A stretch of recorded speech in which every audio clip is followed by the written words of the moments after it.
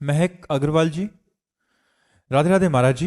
महाराज जी, भगवान तो अंतर्यामी हैं, तो क्या उनको अपनी कामनाएं व्यक्त करनी चाहिए या वो स्वयं ही सब समझकर अपने। यदि आपको अंतर्यामी पर विश्वास है तो फिर प्रश्न या मांग कामना करने की बात आनी ही नहीं चाहिए, क्योंकि अंतर्यामी है, उनको पहले से सब पता है। तो ना मुझे मांगना है ना मुझे कामना करनी है। और यदि अंतर्यामी पर उस कोटि का विश्वास नहीं है तो फिर मांगना भी चाहिए। हम किससे मांगे? तुमेव माता च पिता तुमेव बंधुश्च सखा तुमेव, आप ही मेरे सब कुछ हो। तुमेव विद्या द्रविणम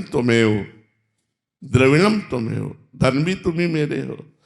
तो अगर हमें भगवान से मांगना है तो सिर्फ भगवान से मांगे, किसी और से नहीं। तो हमारी भगवान मांग पूरी कर देंगे, क्योंकि भगवान ने अर्थार्थी को भी अपना भक्त कहा है। 4 प्रकार के भक्त बताए। आर्त भक्त, जो संकट निवृत्ति के लिए भगवान का भजन करता है। अर्थार्थी भक्त, जो भगवान से धन प्राप्ति के लिए भजन करता है भगवान का। और जिज्ञासु, जो भगवान से भगवान को जानना चाहता है। और ज्ञानी, जो भगवत स्वरूप हो गया है।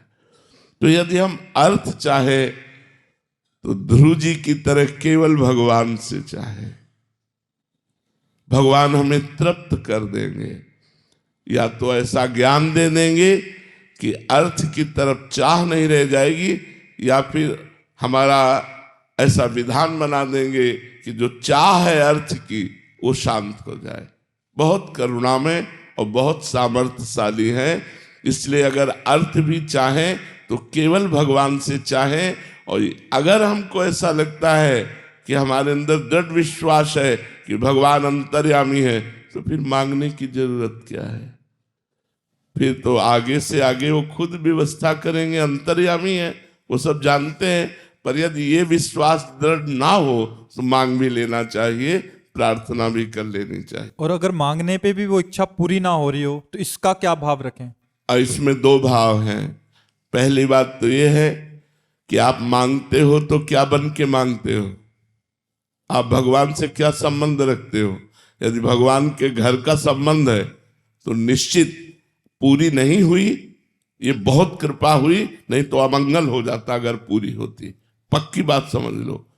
अगर हम भगवान को अपना मानते हैं और हमारी की हुई कामना पूरी नहीं हुई तो निश्चित भगवान परम मंगल विधान करके वो हमारी कामना पूरी नहीं कर रहे। वो अखिल विश्व को जीवन दान देने वाले, वो मेरी कामना क्यों नहीं पूर्ण कर सकते? पर प्रकट में तो हमें अमंगल लग रहा है। नहीं, ये गलत बात है, ये गलत बात है।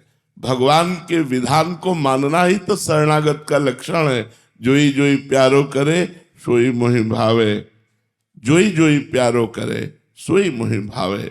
जो मेरे भगवान करते हैं बड़ा मंगल करते हैं, अमंगल हो ही नहीं सकता। इसलिए भगवान के विधान को मंगल मान। एक मंत्री जी सत्संग में जाया करते थे, तो संतों से यही सुनकर के सीखा कि भगवान जो करते हैं वो बहुत अच्छा करते हैं। वो ये बात बोलने भी लगे।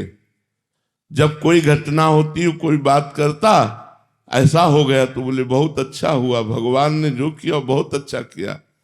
एक दिन राजा के साथ वो शिकार खेलने के लिए गए, तो राजा को आवेश में सावधानी हट गई तो अंगूठा कट गया प्रत्यंचा से। तो उन्होंने कहा मंत्री देखो मेरा अंगूठा कट गया। तो उनका बहुत अच्छा किया भगवान ने। राजा ने कहा मूर्ख कहीं का, मेरा तो अंगूठा कट गया और तू कह रहा भगवान ने बहुत अच्छा किया, इसको जेल में डाल दो। बोले ये भी अच्छा किया भगवान ने। अब विचार करना जरा, क्या जेल में जाना मंत्री पद से हटकर अच्छा है? क्या अंगूठा कट जाना अच्छा है? पर उसने संतों से सुना था भगवान जो करते अच्छा करते। तो आज भी ऐसे औषधियां हैं कि जैसे आपका हाथ कट जाए तो तुरंत उसे जोड़ा जा सकता है कुछ मिनट के अंतर्गत। तो उनके अंगूठे को जोड़ा गया, अंगूठा ठीक हुआ राजा का। तो फिर एक दिन शिकार खेलने के लिए निकले तो एक सेना दल ने उन्हें बंदी बना लिया, राजा को। वो अकेले निकल गए थे तो उन्हें बंदी बना, वहां नर बलि देनी थी। तो राजा को बलि के रूप में कि हम अपने देवता को प्रसन्न करने के लिए इनकी बलि देंगे, राजा तो नर रत्न है इसलिए और अच्छा रहेगा। और बलि होती सर्वांग पुष्ट की। तो जब राजा का बलि के वध के स्थान पर ले जाना हुआ तो वहां के जो पंडित थे उन्होंने कहा देखो ये सर्वांग पुष्ट है। तो पहले ही अंगूठा कटा हुआ चिन्ह था। बोले सर्वांग पुष्ट तो नहीं, अंगूठा कटा हुआ। बोले ये बलि लायक नहीं, हटा दो। तो उनको स्मरण आया कि जब मेरा अंगूठा कटा था तो मंत्री ने कहा था ये भी भगवान ने अच्छा किया, ये तो भगवान ने बहुत अच्छा किया, अगर अंगूठा न कटा होता तो आज हमारा गला कट जाता।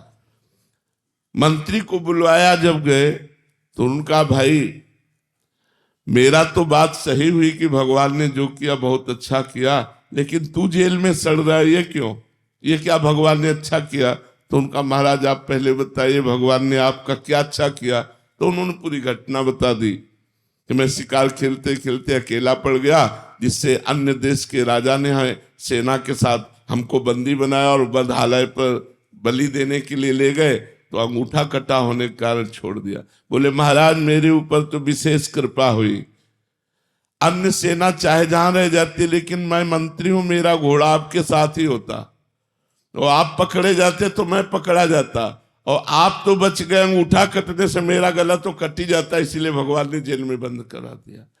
तो भगवान जो करते हैं परिणाम में वे बड़ा मंगलमय होता है, लेकिन तत्काल में मुझे लगता है कि मेरी ये बात पूरी हो जाती तो क्या चला जाता। जरूर भगवान परम मंगलमय करते हैं। और दूसरी बात, केवल मांगने से नहीं मिलता, उसके साथ अनुष्ठान करना होता है, उसके साथ तपस्या करनी होती है, व्रत रहने पड़ते हैं, तीर्थ याटन करना पड़ता है, पुण्य संचय करना होता है। यदि आपके पुण्य नहीं है और भगवान से अपनापन भी नहीं है और आप मांग रहे हो तो मांगते रहो, आपकी कामनाओं की पूर्ति नहीं होगी। या तो भगवान से बहुत घना अपनापन हो जाए तो बात पूरी हो जाएगी, और या फिर हमारी साधना हो, तप हो तो बात पूरी हो जाएगी। ये पूरा विश्व भगवान से मांगता ही तो रहता है, उसी की पूर्ति होती है जो भगवान से अपनापन या फिर अनुष्ठान और साधना।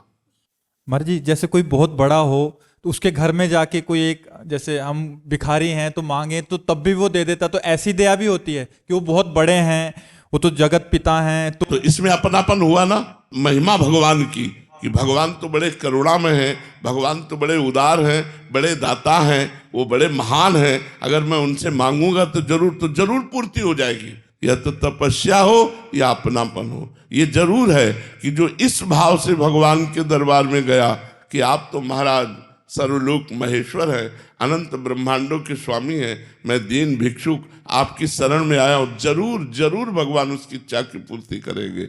यही दरबार दीन को आदर रीत सदा चली आई। जो दैन्य होकर भगवान के दरबार में गया वो किसी भी भाव से जाए उसका आदर भगवान करते हैं।